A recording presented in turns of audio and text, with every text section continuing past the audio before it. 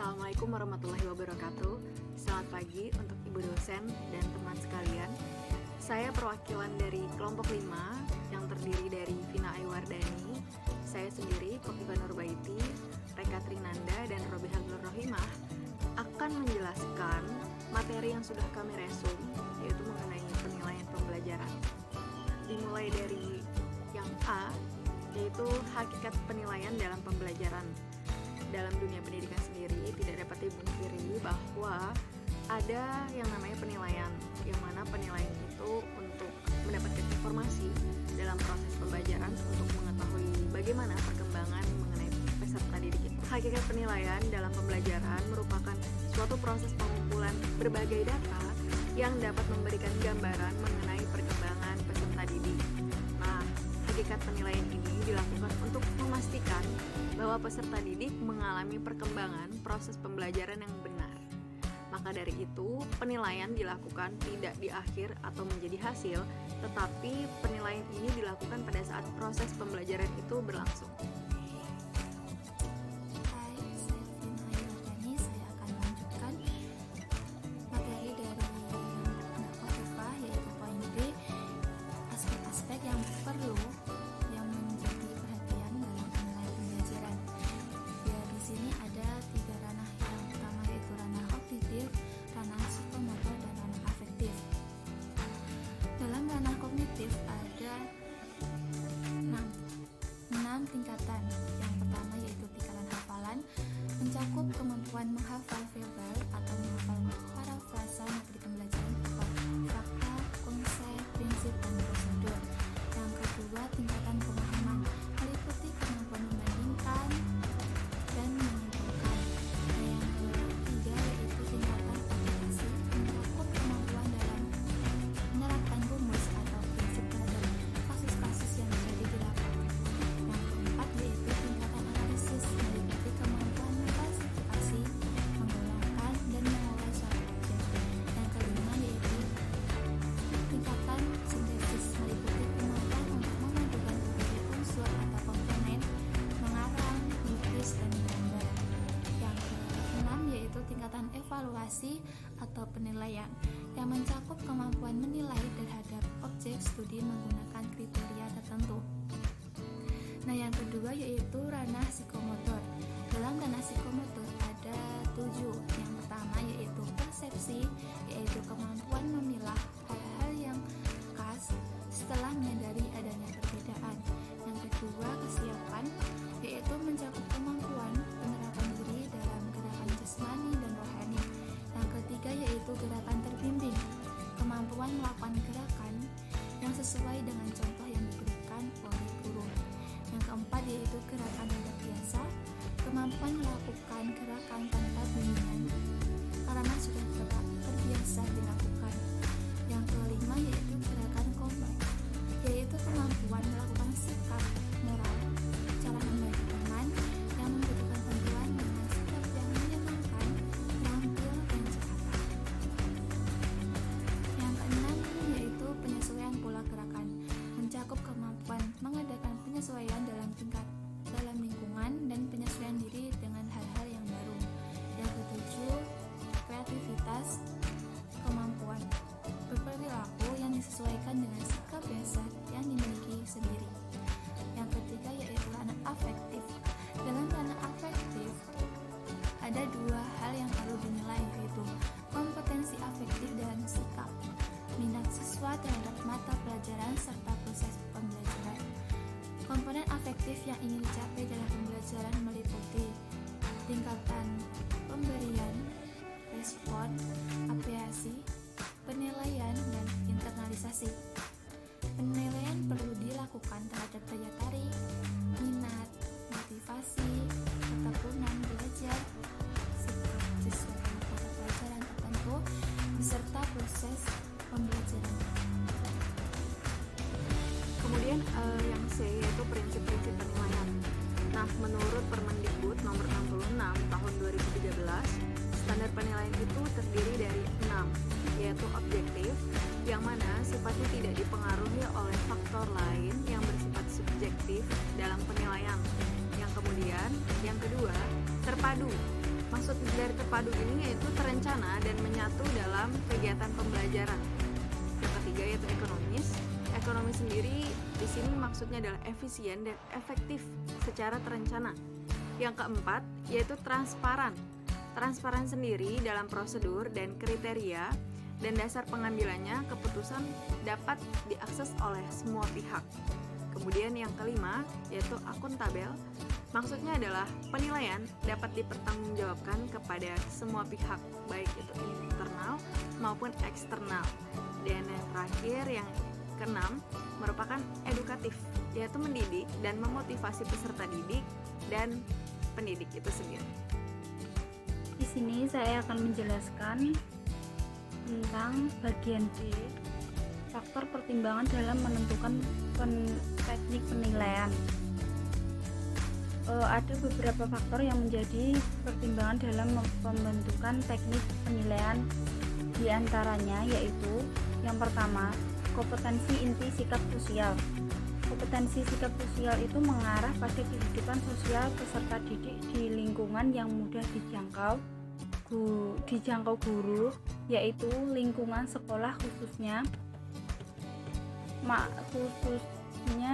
yang mana dapat membentuk kesadaran dan kepedulian mengatur emosional secara sosial.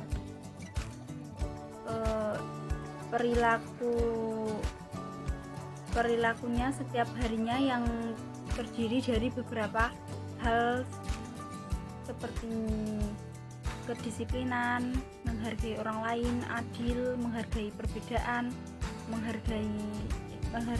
perbedaan, terbuka dengan pendapat orang lain, dan masih banyak lagi.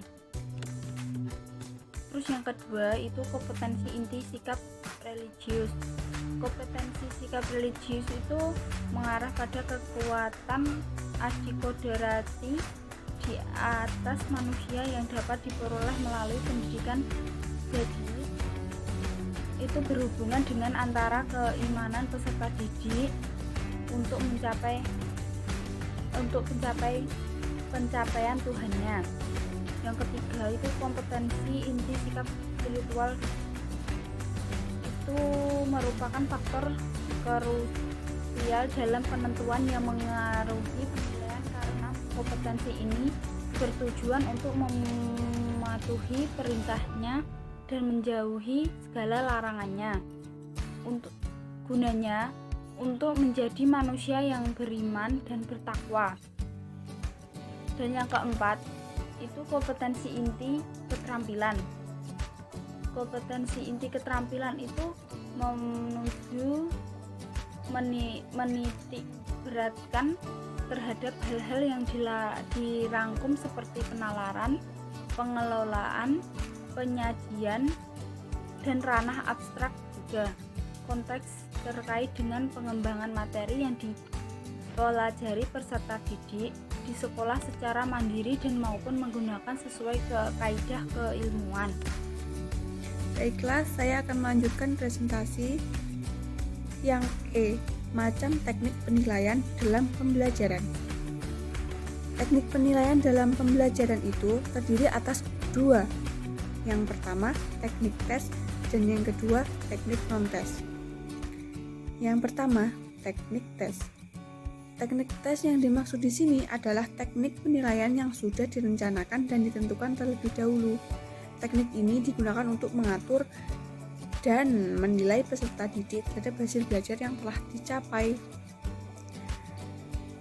Nah, teknik tes sendiri memiliki beberapa cara, di antaranya yang pertama ada tes tertulis. Apa sih tes tertulis itu? Tes tertulis merupakan tes dengan serangkaian pertanyaan atau tugas-tugas yang diberikan oleh guru secara tertulis, dan jawaban yang diberikan peserta didik itu juga berupa tulisan. Kemudian yang kedua ada tes lisan. Tes lisan itu adalah serangkaian tes yang berupa pertanyaan atau tugas-tugas yang diberikan guru untuk peserta didik. Hanya saja jawaban yang semestinya dibuat peserta didik itu menggunakan lisan atau dengan berbicara sesuai pemahaman peserta didik. Kemudian tes yang ketiga adalah tes praktek. Merupakan serangkaian tugas yang mana peserta didik harus bisa menyelesaikan dengan diri mereka sendiri tanpa bantuan orang lain. Nah, tes praktek ini biasanya dilakukan dengan show off atau menunjukkan dan menampilkan aktivitas motorik peserta didik. Biasanya tes ini dilakukan di dalam mata pelajaran jasmani atau di bidang olahraga. Nah, teknik penilaian dalam pembelajaran yang kedua adalah teknik non-tes. Nah, untuk jenis teknik ini tidak menggunakan tes, tetapi menggunakan teknik dengan cara yang lainnya. Seperti yang pertama ada angket. Angket merupakan pengajuan pertanyaan kepada peserta didik secara tertulis yang hasilnya akan dijadikan penilaian terhadap hasil belajar dan pendidikan peserta didik. Yang kedua ada wawancara atau interview. Wawancara itu dilakukan dengan bertatap muka langsung atau face to face dengan berdialog satu sama lain yang bertujuan untuk mengetahui sikap dan kepribadian yang digunakan dalam penilaian. Kemudian yang ketiga ada observasi. Observasi merupakan pengamatan langsung terhadap objek yang mana objek yang dimaksud adalah peserta didik. Kegiatan observasi ini dilakukan dengan tujuan mengamati tingkah lakunya yang menyangkut dengan kegiatan belajar. Dan teknik non-tes yang terakhir adalah kuesioner. Apa sih itu? Merupakan kegiatan yang mengumpulkan informasi dari jumlah yang besar tentang sikap dan kepribadian yang menyangkut dengan kegiatan belajar. Kemudian yang R, yaitu konversi nilai pembelajaran. Konversi nilai pembelajaran merupakan proses perubahan jumlah angka, kemenangan, atau hasil dari semua proses berupa nilai yang sudah dicapai oleh peserta didik dalam mengkonversi nilai itu sendiri untuk dimasukkan ke dalam angka. Berikut tadi penjelasan dari kelompok 5 mengenai penilaian pembelajaran. Terima kasih teman-teman dan ibu dosen atas perhatiannya. Kurang lebihnya mohon maaf. Wassalamualaikum warahmatullahi wabarakatuh dan selamat siang.